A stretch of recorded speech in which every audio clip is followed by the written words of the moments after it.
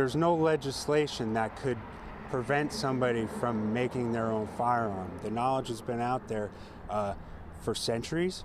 For people to try to put the cat back in the bag, it's not happening.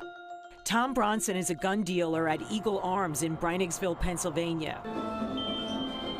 Wear two hats near the door make the politics of the place quite clear. It's not guns, it's society. It's just eroded down. Rick Kohler's brother used to promote the gun shows in Pennsylvania, but stopped after the state attorney general put the squeeze on dealers not to sell gun kits. They have no way to actually stop the sale of ghost guns anywhere. I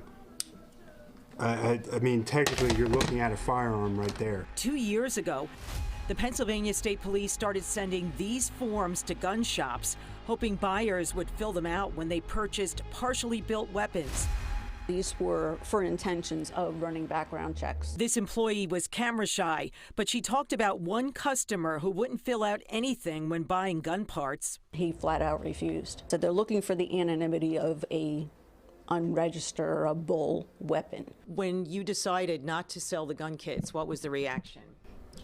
Most of it was very negative. And what were they so negative about? If it's their right to own a gun, whether they want to register it or not. Even though the Pennsylvania Attorney General put so much pressure on the gun show promoters not to sell the gun kits a couple of years ago, we're being told that the kits are still around. Guys are still selling them at the shows. This New York City firefighter, Aaron Martin, was followed to one of these shows and later accused of buying 2 ghost gun kits, along with a high-capacity magazine to hold bullets.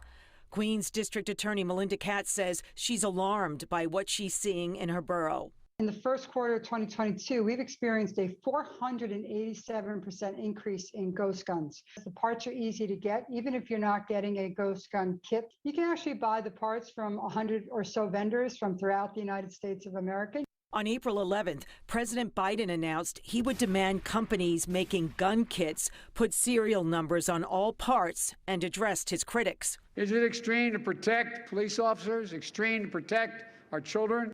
Hayes in Lancaster doesn't sell the kits, known as 80% receivers, at his Maryland gun store, but says the constantly changing laws are hurting his business. Last I heard, we don't have a king, but our president is acting as a king. A similar sentiment in Pennsylvania. At what point do we get to where we're just regulating raw materials, plastics, a block of aluminum? Because if they ban 80% receivers, people are just going to make 70% receivers. Manhattan's new district attorney, Alvin Bragg, was severely tested by high-profile gun crimes in his first weeks on the job and says enforcing New York's strict laws has to be a top priority, whether they're ghost guns or traditional weapons. The bullets are coming out of guns and people are dying. Before I was 21, I had a gun pointed at me 6 times. I've had a semi-automatic weapon pointed to my head. I remember I was in 9th grade.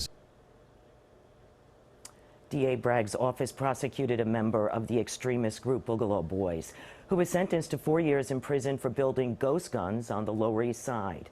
The local DA is hoping mentors will change the way young people think about guns and reduce the market for them. But easier said than done. Shirley and Corey.